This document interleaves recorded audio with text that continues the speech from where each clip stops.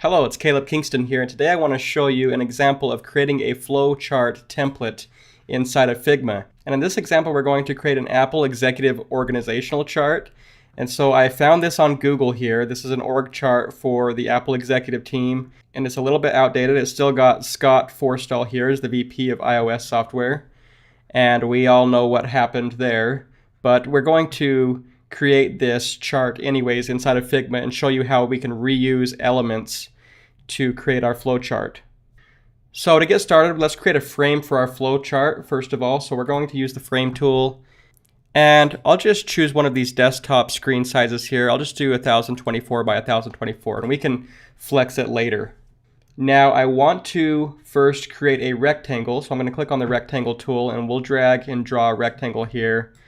And I'll start off with a 250 pixel wide by 180, and we can change this later if we need to. So we will just create a radius here of 10 pixels. So that's starting to look pretty good. And then I want to create an ellipse. So I'm going to hold down Shift here. Let's have our ellipse maybe a 50 by 50 here. And I'm going to bring this to the edge, and using Shift and the right arrow key, I'm going to nudge this 10 pixels to the right. Shift and the down arrow key will nudge it 10 pixels down. And I actually want to fill this with an image, but I'm not going to do that yet. Now I'm going to play with some colors here. I think I'd like to use this blue color that comes with the Figma color palette.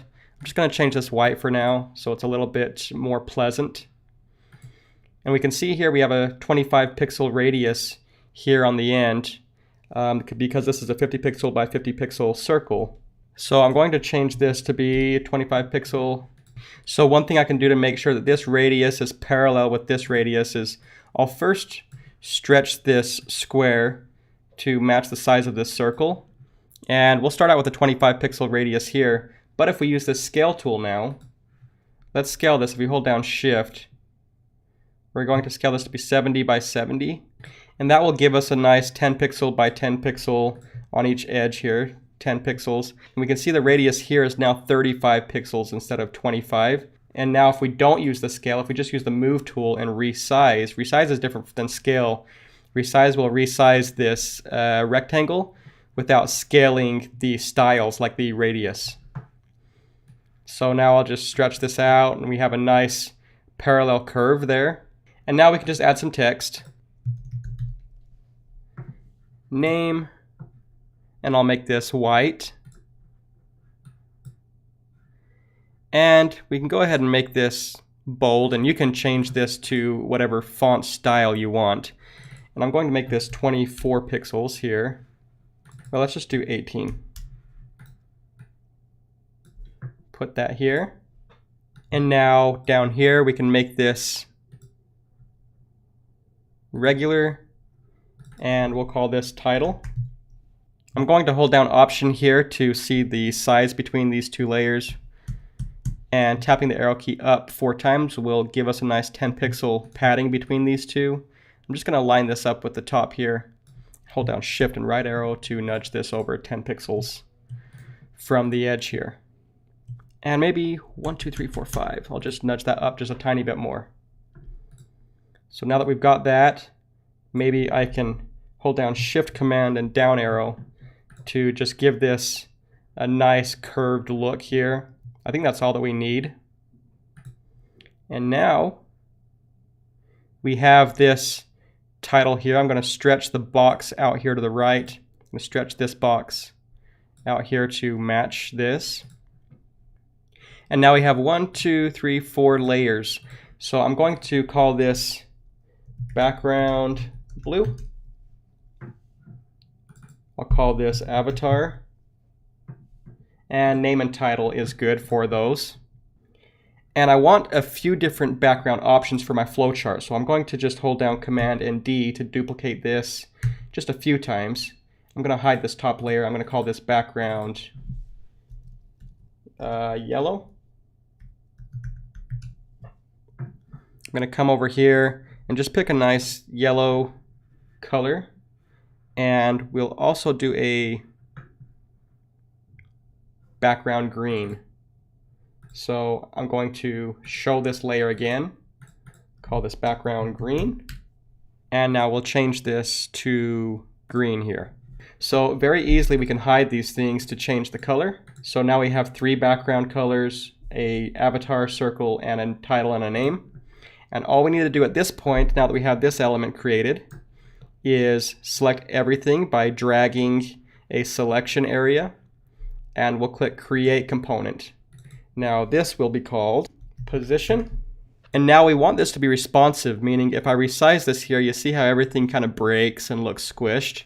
So now if I click Command Z, I can double click inside of here to select some elements inside of this master component.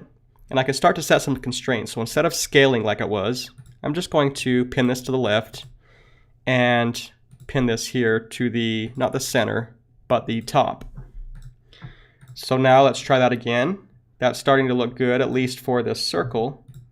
And I'm going to hold down Command. Holding down Command will drill into the elements instead of selecting the group. So now I have this layer here, and this is set to scale, which is good.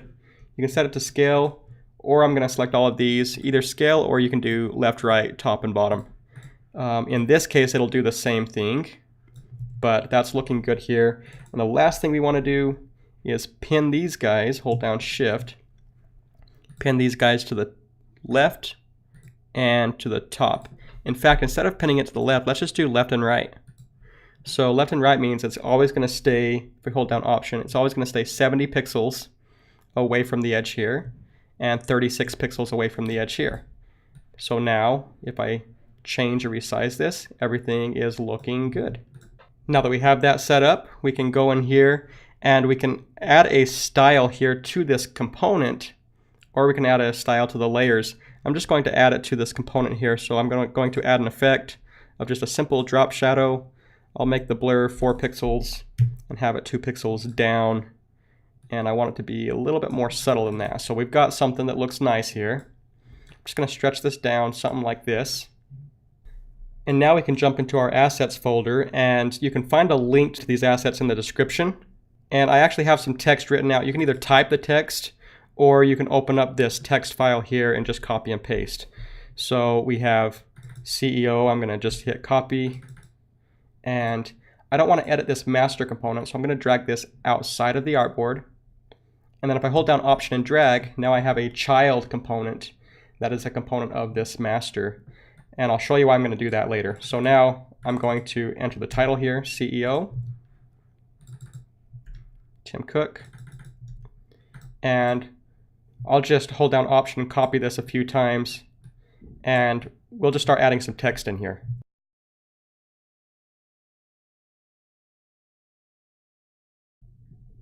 Okay, so I think I have all of them, and you can see that there's some text broken down here. It looks a little bit broken, but I can select everything here, just resize this a little bit, and now we have it looking really good. Everything is the same width. And watch this, even though this is the master component here, we can change the size of each one of these to kind of fit the text that is inside of it. So we can save a little bit of horizontal space here. So we can do this. And if we even think that there's too much space here, if I'm breaking this down here, and you can see Jonathan Ive is broken down, I can always jump in here into the master component and say, for these text bounding boxes, I want to just add a little bit more. You can see Jonathan Ive's text is wrapping a little bit better here, so now we can stretch this down just a little bit more and still have some good padding here. So that's looking really good. We're going to bring Tim Cook here on top. We're going to drag these guys down here. And this is another great tool. So we've got 20 pixels between this object and this object. Instead of trying to align this to the edge and then holding down Shift, right arrow to match that 20 pixels, Figma knows if you're trying to space things relative to other designs. So we can see here, I'm not holding down any shortcuts, and it's just snapping here to 20 pixels, which looks really good.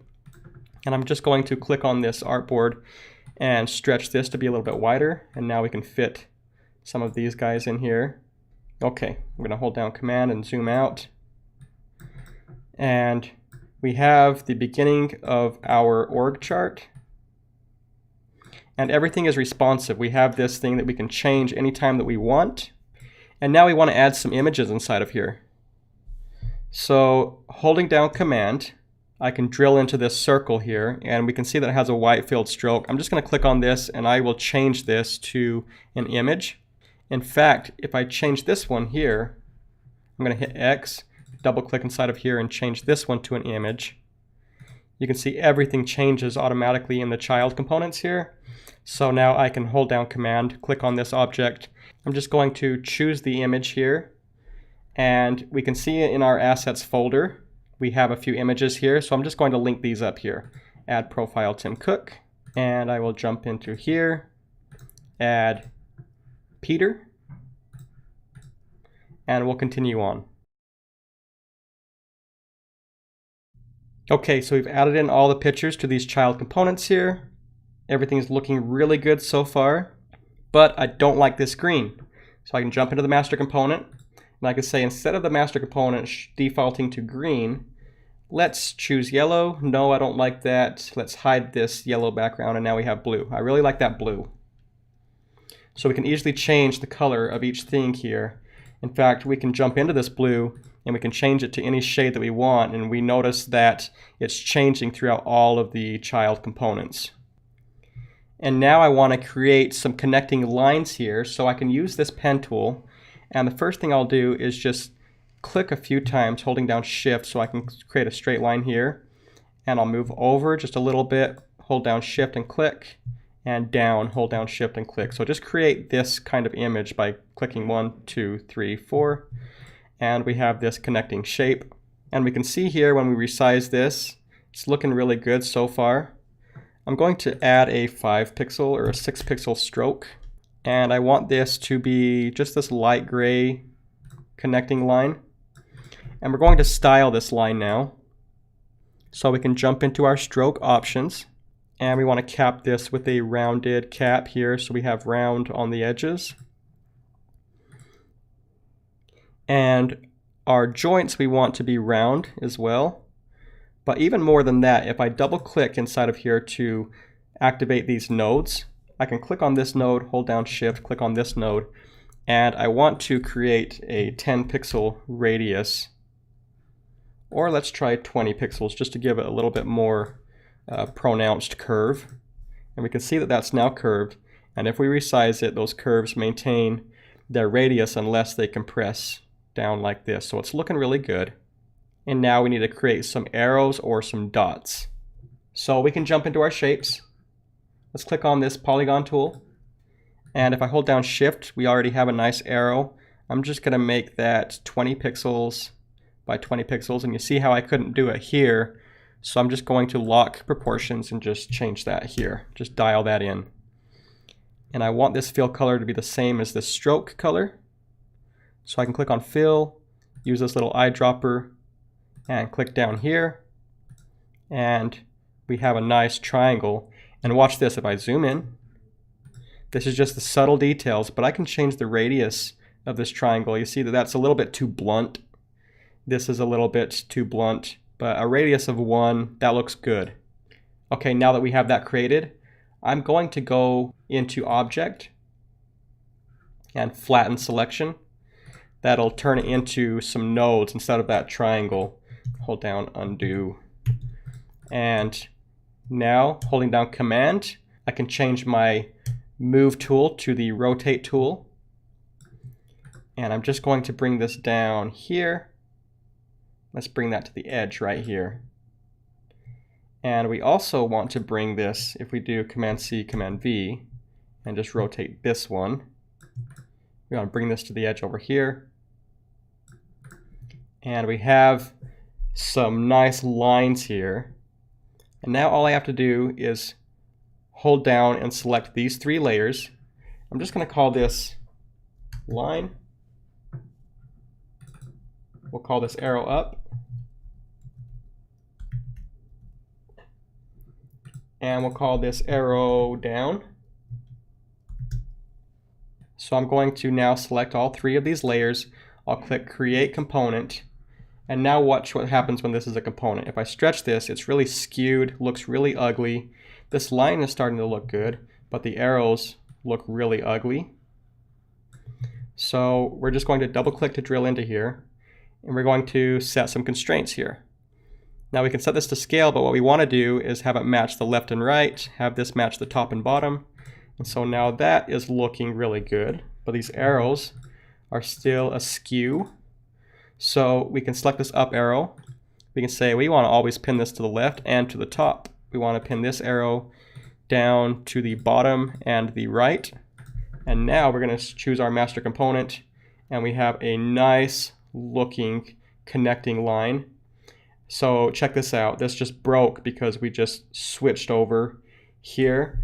So rather than doing that with a component, moving this over to the left, if we need it to move over to the left, what we can do is we'll hold down Option. So this one goes from top left to bottom right. Now this guy, we're going to go to Object and Flip. Now that it's flipped, those constraints are flipped as well. So we have two connecting lines here. Do 100 by 172.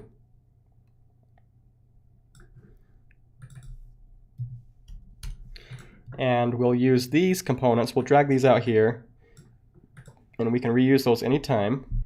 And we can always hold down Option to drag these to create child components, or we can click on the Components tab. We can see we have this position component, and we have this unnamed component. Unnamed right now, but I'm going to name it Connecting Line. And we can always jump into the Components panel, drag this over here, and we have our components set. So now I'm just going to connect these things. And we see here we only want the arrow going down. So if we jump back into our Layers panel, we can hide this up arrow. And we have that looking really nice here.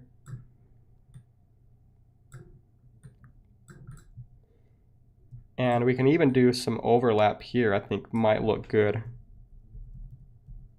Just a tiny bit of overlap. And then I'm going to change this layer. If I hold down Option Command right bracket, I'm going to just move that to the top here.